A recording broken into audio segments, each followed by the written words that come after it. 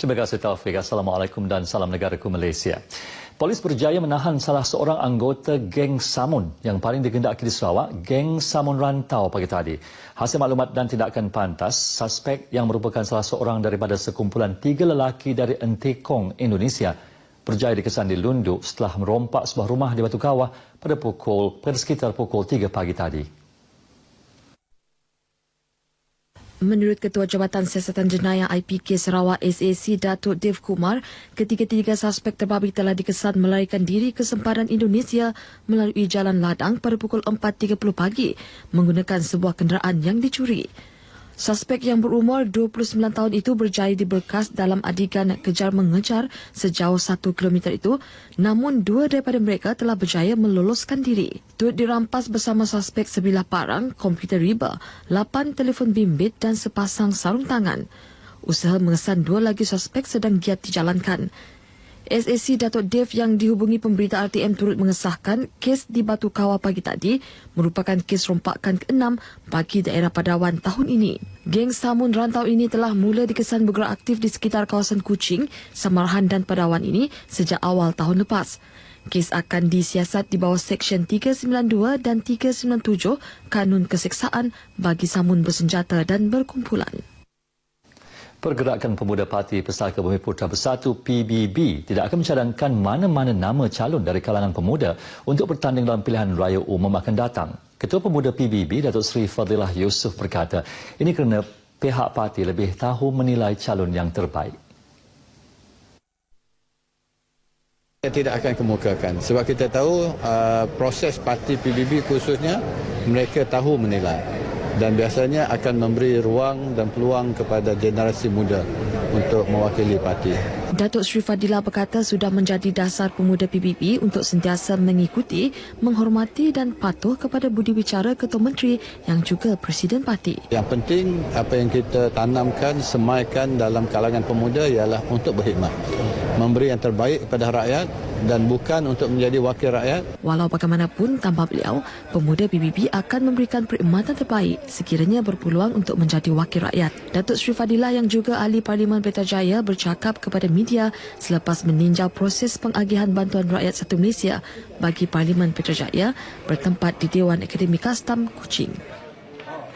Pada Majlis Perasingan, Datuk Seri Fadilah mahu generasi muda, khususnya pelajar-pelajar sekolah, supaya mendalami ilmu teknologi komunikasi dan maklumat ICT dalam usaha mencorak pembangunan negara. Ini penting agar mereka terus kekal relevan dengan peredaran masa kini yang kian canggih. Jelas beliau, kerajaan juga telah menyediakan pendekatan seperti program Dialog Transformasi Nasional TN50 agar pemimpin dapat berkongsi maklumat dan idea bersama generasi muda yang bakal menjadi pemimpin negara. Ujar beliau, kecanggihan teknologi yang ada memerlukan anak muda untuk melibatkan diri dalam menguasai ilmu tersebut agar standing dengan pembangunan luar negara. Walau bagaimanapun, pengetahuan dan kemahiran dalam bidang ICT perlu juga diseimbangkan dengan kerohanian dan salsiah kerana kedua-dua perkara itu amat diperlukan dalam pembangunan modal insan pada masa depan. Beliau berucap demikian dalam majlis pemimpin bersama ibu bapa dan warga Sekolah Menengah Kebangsaan Agama Syekh Haji Othman Abdul Wahab di Kuching. Hadir sama Pengetua Sekolah Berkenaan Puan Hajah Norela Haji Bujang, Ketua Sektor Pendidikan Islam Tuan Haji Hossein Haji Marib dan Yang di-Pertua Persatuan Ibu Bapa dan Guru Wan Mansur Wan Bagus. Turut diadakan penyampaian CJ Penghargaan Jawatan Kuasa PIBG sesi 2015-2017 dan CJ Penghargaan Program Sarana Ibu Bapa Kecemerlangan Akademik 2016. Sementara itu, masyarakat di luar bandar turut diseru supaya mempertingkat kemahiran penggunaan ICT agar selari dengan keperluan dan perkembangan teknologi semasa pada masa kini.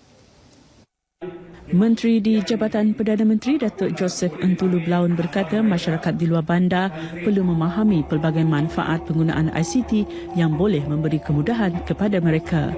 Antaranya urusan pembayaran dengan menggunakan kemudahan dalam talian yang boleh menjimatkan kos dan tenaga mereka tanpa perlu turun ke kawasan bandar.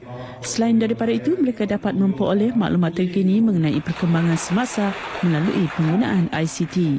Beliau memberitahu demikian pada program Sehati Sejiwa di Rumah Asan Kampung Semena, Mendamit, Nimbang. Program bertujuan merapatkan lagi hubungan antara agensi kerajaan dengan penduduk di peringkat akar umbi di samping menyalur dan menjelaskan dasar-dasar kerajaan. Program anjuran Jabatan Perdana Menteri yang diketuai oleh Suruhanjaya Perkhidmatan Awam dan dibantu oleh Suruhanjaya Perkhidmatan Pelajaran serta Unit Pemodenan Tabiran dan Perancangan Pengurusan Mampu yang julung kali diadakan di Rumah Asan disertai oleh 22 agensi kerajaan. Turut diadakan penyampaian dokumen pengenalan diri kepada penduduk dan surat tawaran pelantikan Jabatan Perkhidmatan Awam kepada 2 orang penerima. Pada majlis itu, Datuk Joseph turut mengumumkan geran kerajaan berjumlah RM30,000 kepada Rumah Asan. Manakala jabatan dan agensi kerajaan pula perlu memastikan lanskap perkhidmatan mereka seiring dengan perkembangan teknologi maklumat dan komunikasi masa kini agar perkhidmatan dapat dikesan dengan lebih berkesan. Menyatakan demikian, Ahli Parlimen Seratok Tan Sri William Mawan Ikom menyifatkan konsep langit terbuka dalam penggunaan teknologi maklumat dan komunikasi ICT menjadikan setiap tindakan serta perkhidmatan kerajaan bukan sahaja akan sentiasa dipantau dan dinilai, bahkan dikritik rakyat. Oleh itu, perkembangan dalam ICT harus dimanfaatkan sebagai pemudah cara sistem penyampaian perkhidmatan dalam memenuhi kehendak rakyat. Tan Sri William Mawan menyatu anjuran Kementerian Komunikasi dan Multimedia KKMM di Empayang Baru, Kabong.